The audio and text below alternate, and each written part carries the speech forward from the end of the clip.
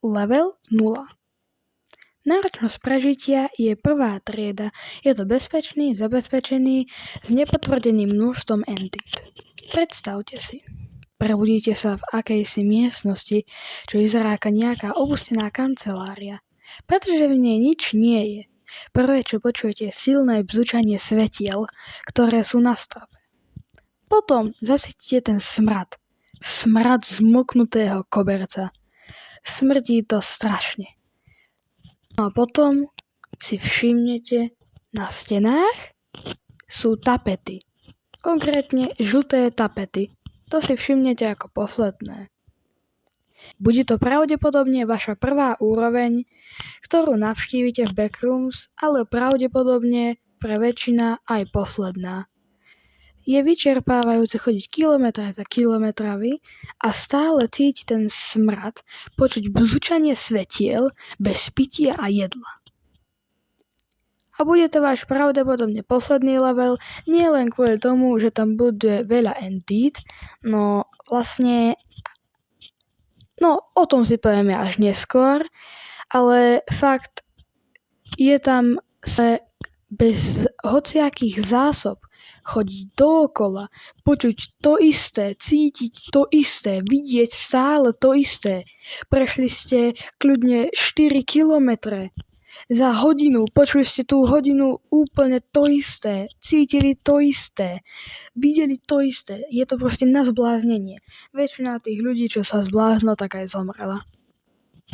Ešte horšie je, že nikoho tam nikdy nenájdete.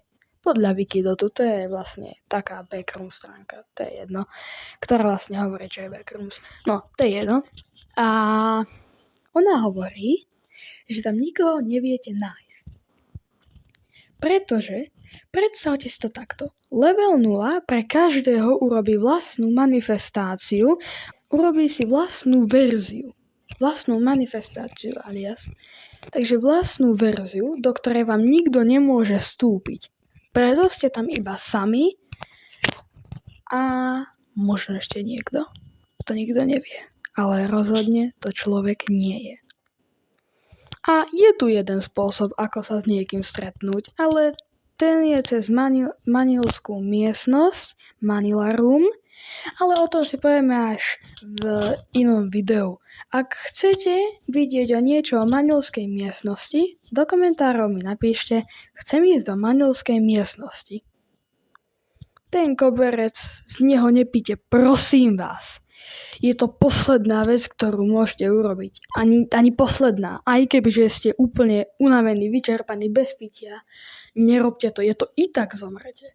Pretože môže tam byť mandlová voda, čož je dosť užitočné, ale to je fakt malá šanca a väčšinou tam je liquid pain a ten nechcete piť, lebo ten názov robí sám za seba a asi viete, čo sa stane.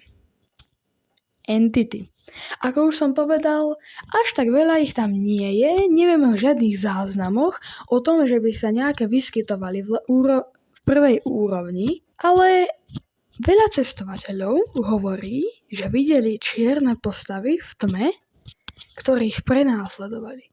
Ale to však boli asi len halucinácie tých cestovateľov.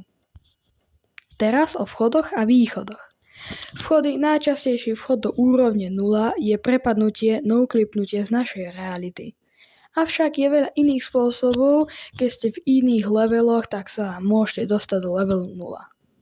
Východy, ak to prežijete a nájdete dostatok surovín, po dlhom potuľovaní nájdete divnú stenu, ktorá ako keby glitchuje, sa tak trošku pohybuje, tak by som to nazval, a do tej sa okamžite vrhnite a voilà, ste v leveli 1.